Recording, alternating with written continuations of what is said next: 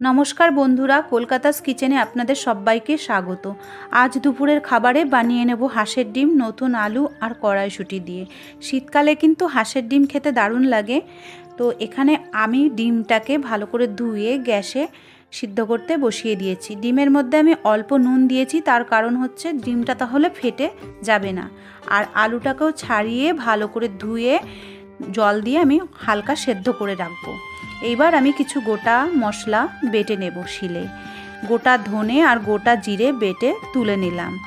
এইবার আমি অল্প আদা, রসুন, শুকনো লঙ্কা আর কাঁচা লঙ্কা বেটে তুলে নেব। মশলাগুলো আমি আগে বেটে নিচ্ছি, এই কারণেই আমার রান্নাটা তাড়াতাড়ি হয়ে যাবে। মশলাগুলো আগে করে তারপরে আমি রান্নাটা বসাবো। এখানে একটা পেঁয়াজ আর একটা টমেটো আমি গ্রেটারে গ্রেট করে নেব। আর পেঁয়াজটা টমেটোটা ঘষে নিচ্ছি এই কারণেই ঝোলটা যাতে ঘন হয়, যেহেতু আমি কষা কষা রান্নাটা করব, এই কারণেই কুচোনোর থেকে ঘষে দিলেই আমার মনে হয় বেটার। ডিমগুলো সেদ্ধ হয়ে গেছে, একে একে সমস্ত খোসাগুলো আমি ছাড়িয়ে নেব। খোসাগুলো ছাড়িয়ে নিয়ে নুন আর হলুদ দিয়ে মাখিয়ে নেব।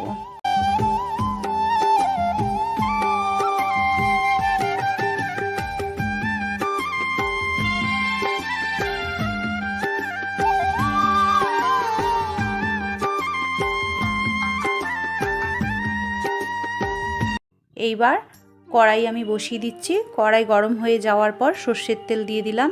সর্ষের তেল গরম হয়ে গিয়েছে। একে একে নুন হলুদ মাখানো ডিমগুলো আমি কড়াইতে ছেড়ে দেব।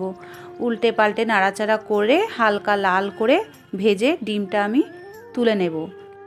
এই তেলের মধ্যেই আগে থেকে অল্প সিদ্ধ করে রাখা আলুগুলো আমি দিয়ে হাফ চামচ নুন দিয়ে লাল লাল করে ভেজে তুলে রাখবো। এইবার বাকি তেলটার মধ্যে আমি দিয়ে দেব গোটা জিরে, তেজপাতা আর শুকনো লঙ্কা ফোড়নে দিয়ে 30 সেকেন্ড পর বাটা পেঁয়াজ, বাটা টমেটো, হাফ চামচ মতো নুন দিয়ে নাড়াচাড়া করে হালকা ব্রাউন কালার করে এবার আমি আগে থেকে বেটে রাখা মশলাটা দিয়ে দেব হাফ চামচ কাশ্মীরি লঙ্কার গুঁড়ো, হাফ চামচ হলুদ গুঁড়ো, অল্প অল্প করে জল দিয়ে ভালো করে কষে নিয়ে কড়াইশুঁটি দিয়ে দিলাম। কড়াইশুঁটি দেওয়ার পর ভেজে রাখা আলু দিয়ে আবারও আমি কষে নেব। 30 সেকেন্ড 40 সেকেন্ড মতো কষে তারপর যখন তেল তেল ছেড়ে আসবে তখন ওতে আমি জল দিয়ে দেব। বেশি জল আমি ব্যবহার করব না, যেহেতু ডিমের কষা তৈরি হবে। এটা ফুটে এসছে ঝোলটা, আমি ভেজে রাখা ডিমটা এর মধ্যে দিয়ে দিলাম। দিয়ে 10 মিনিটের জন্য ঢাকা দিয়ে রেখে দেব। 10 মিনিট পর ঢাকা খুলে হাফ চামচ গরম মশলা দিয়ে গ্যাসটাকে বন্ধ করে আমি 5 মিনিটের জন্য ঢেকে রেখে দেব।